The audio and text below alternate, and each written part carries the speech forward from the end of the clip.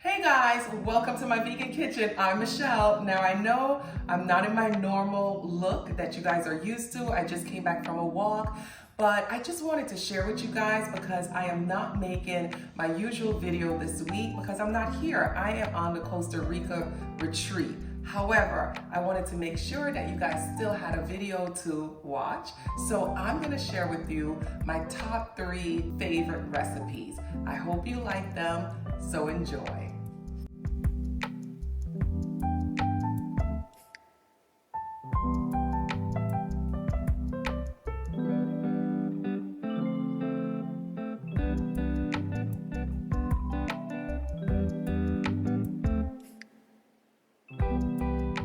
Alright guys, so before I start the real recipe of the jackfruit, I'm going to start with the sides first. Today I'm going to make like a rice and peas. I'm going to use lentils and jasmine rice to create a really Caribbean style rice and peas. We're going to have some fried plantains. So let me get this rice washed and ready. Don't worry though, I will have the recipe for this rice and peas in the description box. Right now, I'm just kind of freestyling because this is the way I like to cook. All right guys, so now it's time to talk about the jackfruit. And I'm using jackfruit in a can because your girl ain't got no time for the fresh jackfruit, all right? This is how I've been doing it and it works perfectly. These I purchased at my local international market. You can also find it at your Asian markets. These are the brands. I've used this one plenty of time. This is probably the first time I'm gonna use this brand, so I hope when I open it, there's no surprises. Usually it's nice and firm. So let's do it, guys. All right, let's see what's in here. All right, this looks good. This looks pretty good. Now, if you guys haven't seen jackfruit before, in a can, this is what it looks like. They usually cut it in these little triangles, and jackfruit mimics the fibers of meat, so especially chicken. So that's why we're gonna use it in this recipe. Because I'm Jamaican, I call this recipe brown stew, but if you're from anywhere else, especially the South, you might call it smothered chicken. So that gives you an idea of how good this is gonna be. What I'm gonna do is just drain off the water. It's usually sitting in some kind of briny water. Now you can purchase jackfruit in just water, but guys, I'm gonna go with this brine and just go through the process of removing the brine, which literally is just boiling it in a little bit of sugar. The one that is, or the jackfruit that normally comes in just water is about $5 more, and your girl ain't got no time for that. So let's just remove this water, add some clean fresh water and a little bit of sugar, and we're gonna boil it for about 20 minutes.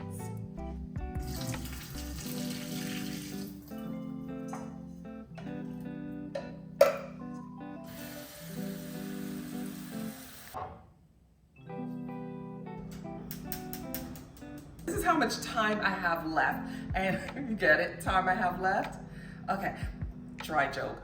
This is how much time I have, and it's enough, it's enough. That shows you how much time I use. I love the flavor of thyme in almost all of my dishes. But let me prepare this and then show you what's next with the jackfruit.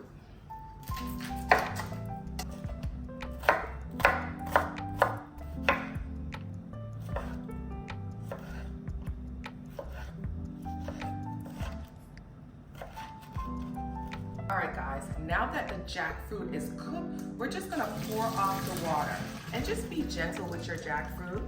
We're just gonna let that kind of cool down, let it kind of come to room temperature before we start to like add any kind of seasoning or anything to it.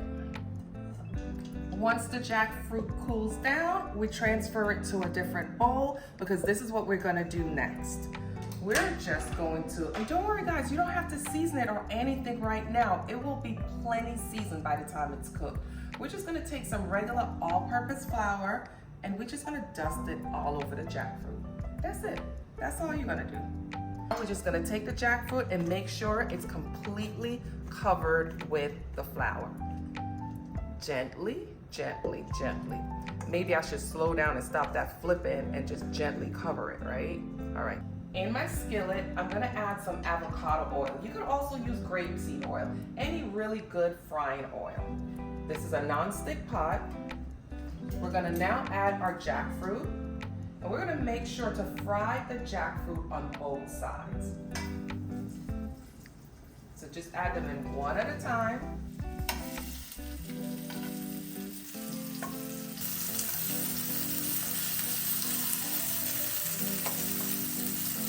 All right, guys, let's take a look at the jackfruit. Now, we've nicely fried it on both sides. So this is what it's gonna look like. It's just nice and brown.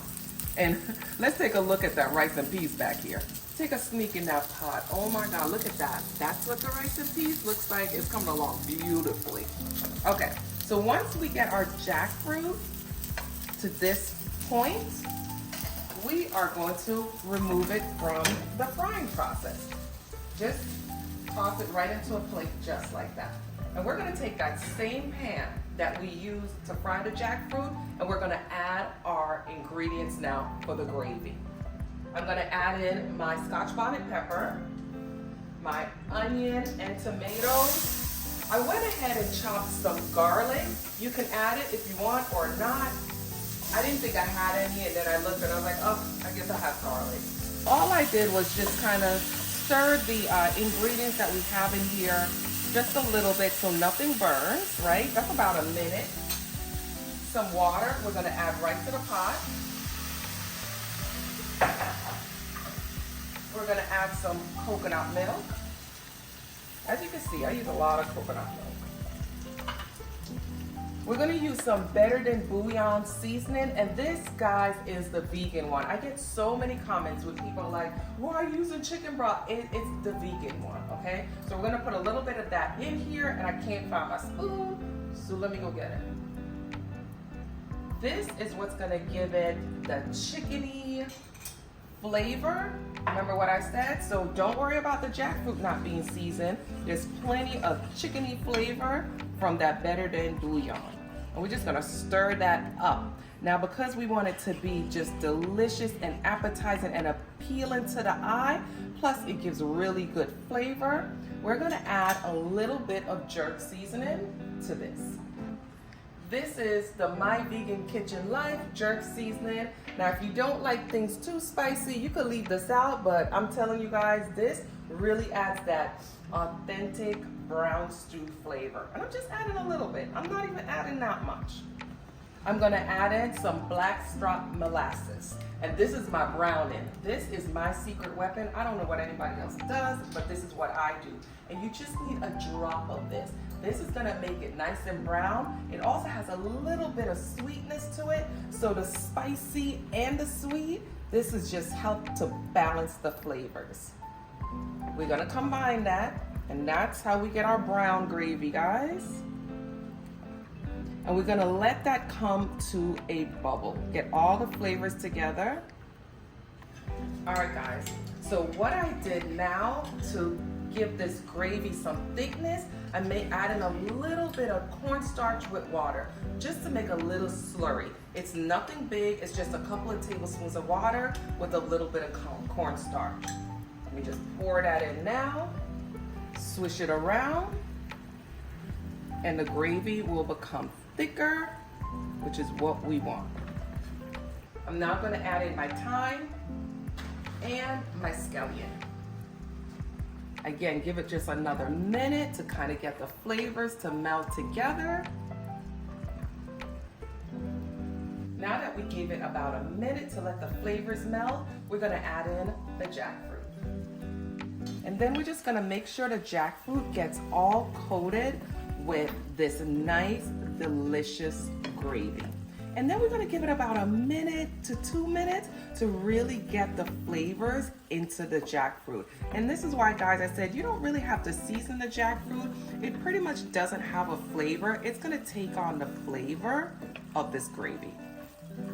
All right, guys, come on in and take a look. Look at my smothered jackfruit.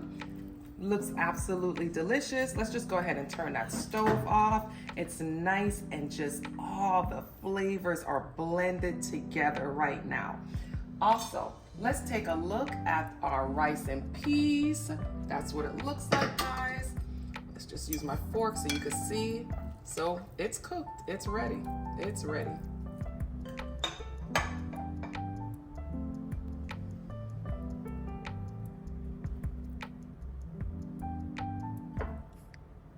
Now this looks absolutely delicious.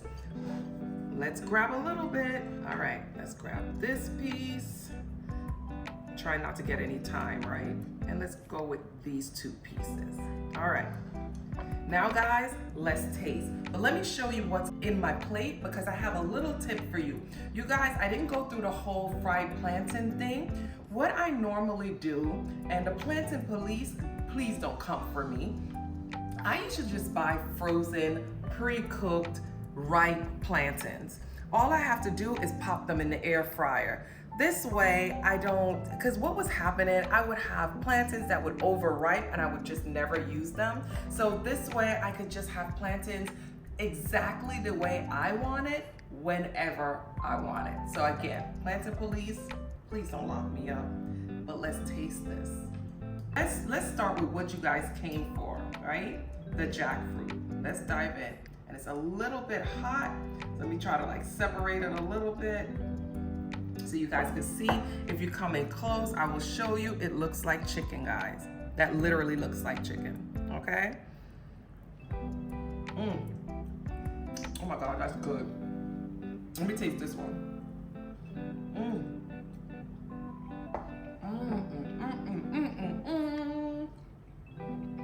Tastes like Sunday dinner. This is so good. Let's get some of this lentil rice and peas. Let's make sure it's not too hot.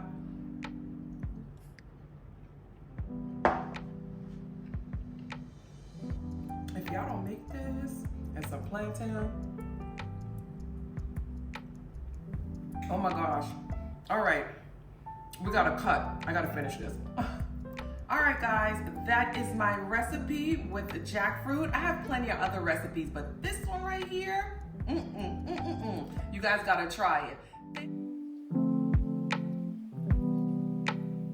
All right, so let's get this party started. We're gonna start with a can of young jackfruit. We're not using ripe jackfruit, we're using young jackfruit. I'm using it in a can, mind your business. If you want though, you can use fresh jackfruit. That will work for this recipe also. Now, I get this brand, which is one of my favorites, even though there's many other brands. I seem to like this one just because it's a little more firm for me. I get this at my local international farmers market. I live in Atlanta, so that's the Buford Highway Farmers Market. If I can't find it there, I'll go to H Mart. H Mart is a Korean grocery store. If not, Whole Foods will have it also. All right, guys, let's bust this can open. I'm gonna drain off the water. I'm gonna place it in a bowl. And let me show you what they look like. When I say firm, this is like I'm pressing on it and it's not breaking apart, which I love. And it's just nice and just really firm. That's what I really want. Some of them just are a little too soggy. Now, for this recipe, like I said, I'm using jackfruit. However, I've done crab cakes with lion's mane mushroom. I've also done it with hearts of palm. Okay, this is what we're gonna do now. Now, this can usually gives the jackfruit a little bit of a briny taste. What I normally do, now you can boil this with a little bit of sugar if you want, but you really don't have to because we're gonna season this up really well and we're gonna fry it. So all I'm gonna do is just put some really hot tap water, right, just to cover the jackfruit. And then I'm just gonna let it sit on the side while I prepare the rest of the recipe. So while the jackfruit is soaking, we're going to make our egg because we're not using a real egg, obviously.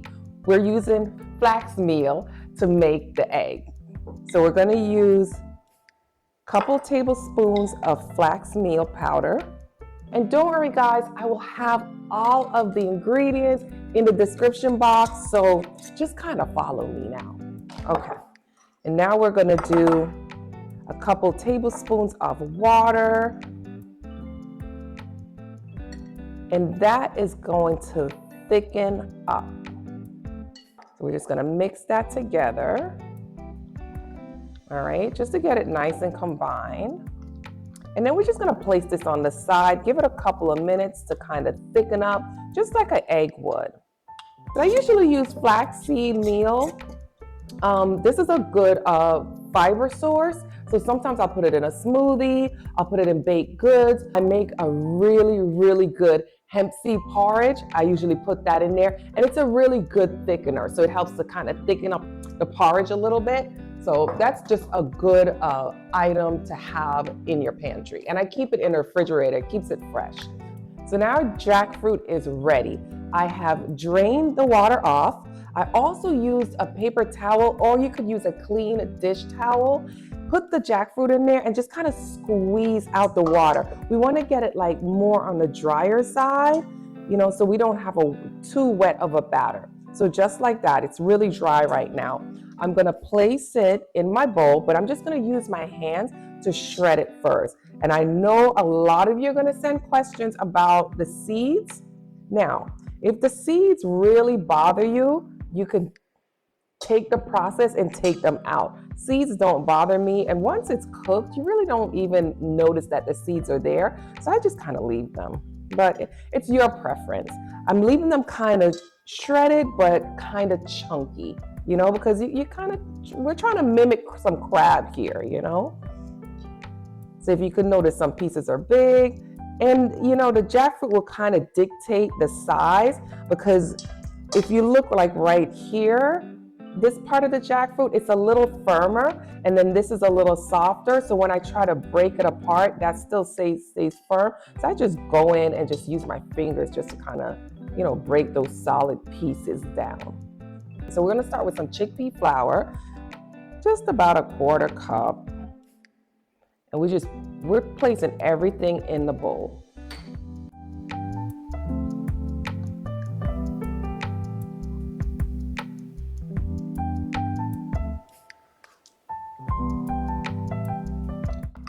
Been about 5 minutes for our flaxseed egg, and that's what it looks like. It's nice and thick. So we're just gonna put it right into the bowl with everything else.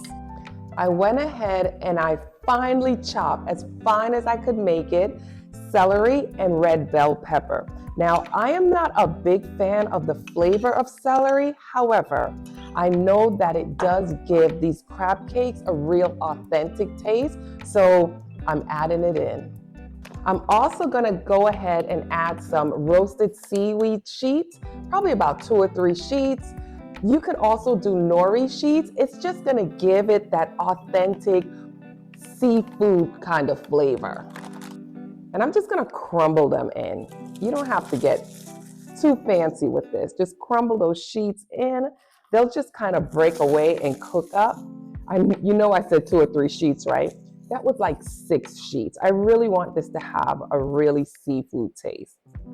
After our seaweed sheets, we're gonna add in some breadcrumbs. I'm using panko breadcrumbs because I like the flavor. They're bigger, they're thicker, they're gonna absorb more liquid. However, we can make this keto also. Instead of panko, you can use almond flour. Now I'm just gonna finish everything off with all my spices.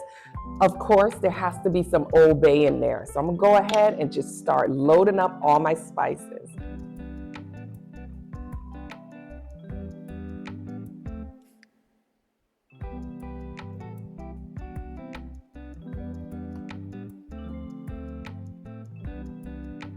Now, this is where the magic happens. We're gonna mix it all up. Make sure this is all combined, guys. Take the time and get it all mixed up. It's starting to look like crab cakes. Now that I have it all mixed and combined thoroughly, I like to just let it sit maybe for about 5 minutes. I just want to make sure the panko breadcrumbs and all the flavors like kind of really melt together, really marry together, so it just tastes really, really good. So I'm gonna let this sit for a couple of minutes. Like I said, about 5 minutes or so, not too long, just enough time to give me a chance to clean up this mess before we fry it up. All right, guys, so we're all cleaned up. and I gave my batter, come on in so you could take a look. I gave it like 5 minutes or so, just to kind of like, you know, set, just so it can, so we'll have the right texture for when we make them into patties. I have a skillet on the stove. We're gonna, on medium heat, get that heated up. I'm using grapeseed oil for frying. All right, so let me get enough in there. Now we're not deep frying this, but I am coating the bottom of the pan with enough oil. All right, as we get that heated up, I'm gonna create some patties. So once I make my patties, I like for there to be like a little bit of flour on the finished patty before I put it in the oil. Sometimes I'll use all-purpose flour, sometimes I'll use almond flour, just to give it like a nice texture on the outside. So I'm just placing just a little bit of almond flour right on my board. I'm gonna just use a spoonful, so come in close so you guys can see, all right? I'm using just about a spoonful of this crab cake batter, and I'm making a nice circle patty, just like a meatball. Then I'm gonna flatten it, get the shape right. Okay, look at all that jackfruit that's in there. We could call it crab if we want. So once I get it like that, I just kind of place just enough almond flour, or like I said, all-purpose flour. That's gonna give it a nice tan look, and that's it. Shape, place that on the side, and I'm gonna make a couple more while our oil heats up. All right, so my batter made about 8. I'm gonna place them right in my hot oil. And you wanna use a big enough pot that you're able to fit them all in.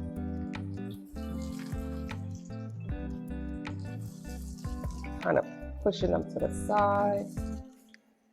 This one goes in the middle, and then this one goes on the side. And we're gonna let that fry up. Again, it's on medium heat. So while the jackfruit crab cakes are frying up, I wanna make like a little dipping sauce. I'm basically just using vegan mayo, right? I'm just putting a little bit of that in a bowl. I'm using some dill relish. Getting a little bit of that in a bowl. And I'm using some fresh dill. I'm just gonna take a couple of sprigs off and just get them in there. I'm not even gonna chop it. I'm just gonna get it in there just to have that fresh flavor. All right, and I'm just gonna mix that up, give it a taste. If I need to add a little salt or black pepper, I'll do that. But this will just give it, oh, the dill smells so good, it's so good. All right. Needs a little salt. All right, I'm gonna add some things to it. Maybe a little rice vinegar. That's what I'm gonna put in there. All right, let me add some more ingredients to this, and we're gonna get this plate ready, and let me check on those crab cakes. I'm loving the color of these crab cakes and the texture. Look at that, they're beautiful, and they're coming along. Let that cook through a little bit, and let me continue to make the platter. Let's taste this, make sure it's right. Now it's good. Honestly, guys, I just be mixing stuff up until I get it to taste good, right? I'm just gonna transfer this to a smaller container and a cleaner looking finish, because I really don't want all the messy mixing bowl look. There we go. That looks good. We're gonna place some of these dill leaves right on the plate. Right, get that on the plate. And don't worry about the stems, because the crab cakes will be right over it. All right, so let's plate them up. Let's put one right there. Let's grab, they're still a little hot, so I don't know what I'm trying to do. I think by now, I don't think I have much feelings in my fingers, because I'm always grabbing something hot. All right, I don't think one of them is gonna fit. That's okay. That's the one I'll taste, and I'll leave this one for pictures. And that's it. That's our crab cake made with jackfruit. Isn't that gorgeous? Now, there's one left here in the pot. I'm gonna taste it just so you guys can see that it's for real. This is not fake food. This is some real food. Look at it. It looks like crab. Look at the clusters. All right, here we go. You know what? I'm gonna dip just a little into my little tartar. These are good. This is what I wanted. Now, hold tight. Let me chew. So what's interesting, I've done crab cakes, like I said, with lion's mane. I've done it with hearts of palm. I've done it not too often, but I've done it with jackfruit, maybe 2 times. I think my favorite is jackfruit, hands down. I think it has a nice firm texture. The flavor is really good. Visually, it looks like crab cakes. So I'm gonna say out of all 3, this one is my favorite, and I hope it becomes your favorite. You guys have to try this recipe. This recipe is so good and it's so simple. You're just gonna use mushrooms, pasta, some vegan cheese, and coconut milk. It's so easy and it's so tasty. You could use it as a side dish or a main dish. We're gonna start with the oyster mushrooms. Now you can use whatever mushrooms you like, but I'm gonna go with the oyster mushroom because they just taste just so amazing. I'm gonna clean them up a little first. So when I first purchased, I wipe the mushrooms down with a wet paper towel, get them nice and dry, and then place them in an airtight container so I can use them whenever I'm ready. Once I'm ready to use them, I leave this cluster on, but I'm just gonna cut this big old cluster piece off, and I'm gonna break this mushroom down by just pulling off each piece. So all I'm gonna do is take my oyster mushroom and break them apart. Just get single pieces into this container. Okay, and that's what we've got. Once we have that, we're gonna just use some cornstarch. We're not gonna season them at all. Follow me guys. It will be seasoned at some point, but not right now. We're just gonna take some cornstarch and just sprinkle it all over the mushrooms. Just kind of shake, and get the mushrooms all covered with the cornstarch. I'm going to add some oil to my pot, and then I'm gonna add my mushrooms. I'm just gonna place them in there. Now you can use a larger skillet if you're doing more mushrooms, but you don't have to. Then you're gonna cover it and forget about it. So now you're just gonna allow the mushrooms to cook. Don't worry about it, you're not gonna burn it. Even though it seems like you're gonna burn it, you're not gonna burn it. You can't overcook those mushrooms. So just forget about them and let them sear. You want them to get really crispy on both sides.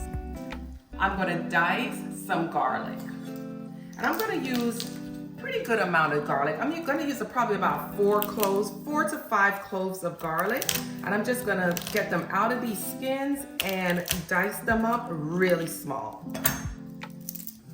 So after I'm finished chopping my garlic, I'm gonna get a little bit of warm water and I'm gonna add some better than bouillon chicken, no base. This is the vegan type, right to the water to get it to dissolve. So when I'm ready for it, it'll be ready. And don't worry guys, I'll have all of the ingredients listed below. Let's grab our skillet, our cutting board with our garlic, and let's head over to the other side. In my skillet, I'm gonna add some oil and my garlic. Then I'm gonna turn the stove on because I don't wanna burn this garlic at all, so I'd rather wait till I get my garlic in the oil to turn the stove on. While the garlic is heating up, let's check on the mushrooms back here. I added my handle so I can hold on to the pot, and we're just gonna flip this over. Like I said, you don't have to worry. This is what we want it to look like. You see how nice and seared that is? That's how we want it to be. And we want it like that on both sides. So you're gonna cover it back up and let it continue to sear. Now take a look at this garlic. You see when the garlic starts to cook like that? Because we don't want it to burn at all. So now it's releasing all the oils, all the fragrance. We're gonna add the chicken broth, the no chicken base. All right, that's good, that's good.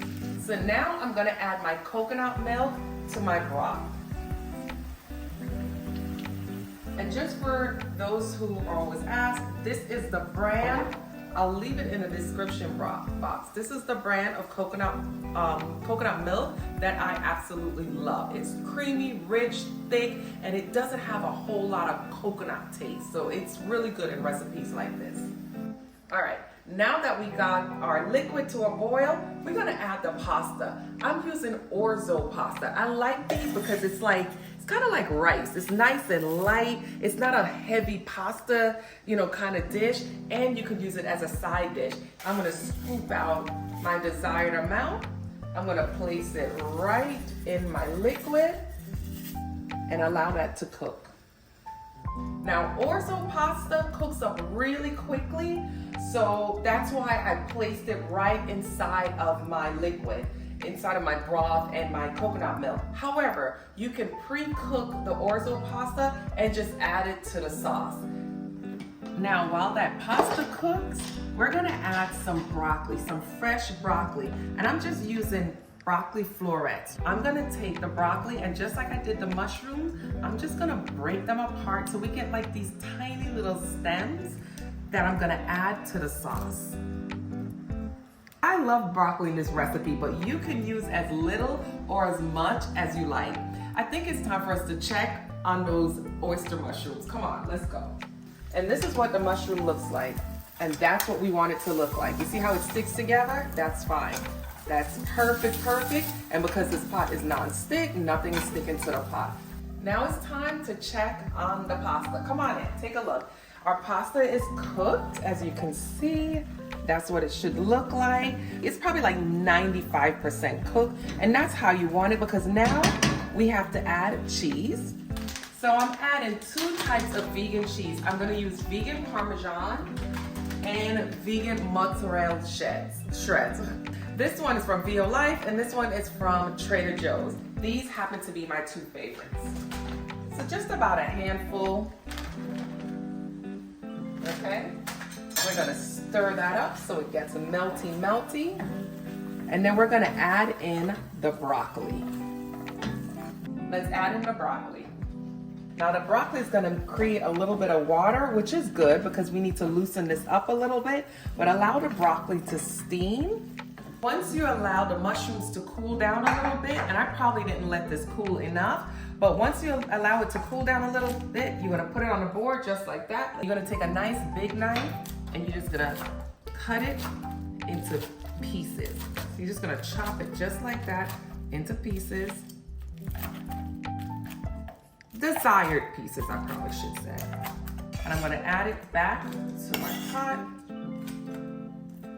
And then I'm gonna use some Japanese barbecue sauce. We're just gonna season up our mushrooms. That's gonna be our mushrooms that go, oops, one fell out. And that's what we got right there. The broccoli, the cheese. Yes, look at the creaminess. Look at the creaminess. It's ready, guys. Let's plate this up. And just like that, guys, the dinner is served. We have this creamy Orzo pasta with broccoli, and we're gonna call it Japanese barbecue oyster mushroom. All right, there we go. Oh my God, that is so good. All right, let's grab some of these and just top it. Oh, yes. This is one of my favorite meals. I try not to do it too often, but it's so good. It's so good. All right, let's taste this. Broccoli is cooked to perfection. The pasta is light but creamy. Let's get that mushroom. Oh my God. When I tell you this right here, if you guys don't make this and leave me some comments, I'm coming for y'all. I'm coming. Let me take one more bite. This is so good. Don't forget to subscribe, tap on that bell. Guys, thank you so much for joining me in my vegan kitchen, and I'll see you next time for a delicious plant-based meal. Bye, guys.